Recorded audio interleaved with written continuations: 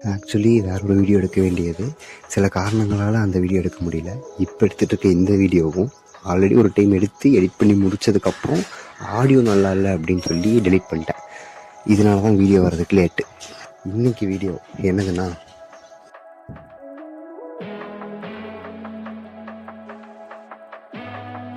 First எப்படி சாதிக்கிறது அப்படின்னு பார்க்குறதுக்கு முன்னாடி let's see what is success.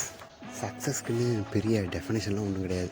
நீங்கள் நினச்சதை அட்டைன் பண்ணிட்டாலோ இல்லை டெய்லி லைஃப்பில் உங்கள் ஸ்கில்லோடு சேர்ந்து மணியும் க்ரோ ஆனாலோ அதுக்கு பேர் சக்ஸஸ்.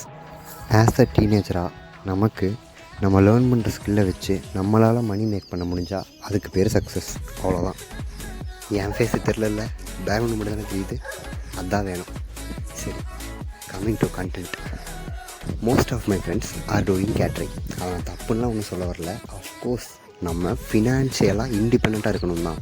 ஆனால் இந்த கேட்ரிங் ஆர் எந்த பார்ட் டைம் ஜாப் எடுத்துக்கிட்டாலும் அது டெம்பரவரியாக ஃபினான்ஷியல் இண்டிபெண்டன்ஸ் கொடுக்கும். அவ்வளோதான். அந்த இடத்துல எந்த ஒரு ஸ்கில்லும் க்ரோ ஆகாது. அட் த சேம் டைம் அங்கே சக்ஸஸும் எதுவும் ஒன்று இருக்காது.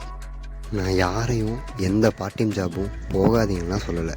நம்ம போகிற அந்த பார்ட் டைம் ஜாப் நம்மளோட ஸ்கில் டெவலப்மெண்ட்டையும் நம்மளோட ஹெல்த்தையும் அஃபெக்ட் பண்ணாமல் இருக்கணும். அவ்வளோதான். நீங்கள் பண்ணுற ஜாபில் உங்களோட எஜுகேஷன் தேவைப்பட்டால் அதுக்கு பேர் ஸ்கில் பேஸ்டு ஜாப், இல்லைன்னா அதுக்கு பேர் லேபர் பேஸ்டு ஜாப். இந்த டிஃப்ரென்ஸை நல்லா புரிஞ்சுக்கோங்க. நீங்கள் சாதிக்கணும் இல்லை சக்ஸஸ் ஆகணும் அப்படின்னு நினச்சிங்கன்னா ஃபஸ்ட்டு ஏதோ ஒரு ஸ்கில் எடுத்து அதை மாஸ்டர் பண்ணுங்கள். தென் அதை வச்சு மணி மேக் பண்ண ட்ரை பண்ணுங்கள். இதுக்கு தேவைப்படுற மணியை வேணும்னா நீங்கள் இந்த பார்ட் டைம் ஜாப் லைக் இந்த லேபர் பேஸ்டு ஜாப்லேருந்து எடுத்துக்கலாம். அதுக்குன்னு இதை மறந்துட்டு அந்த பார்ட் டைம் ஜாபே எடுத்து ஃபுல் டைமாக பண்ணிடக்கூடாது. ஏன்னா இந்த பார்ட் டைம் ஜாப் அப்படிங்கிறதே நம்ம இதுக்கு ஹெல்ப் பண்ணுறதுக்காக கொண்டு வந்தது தான். அதை மறந்துடாதீங்க.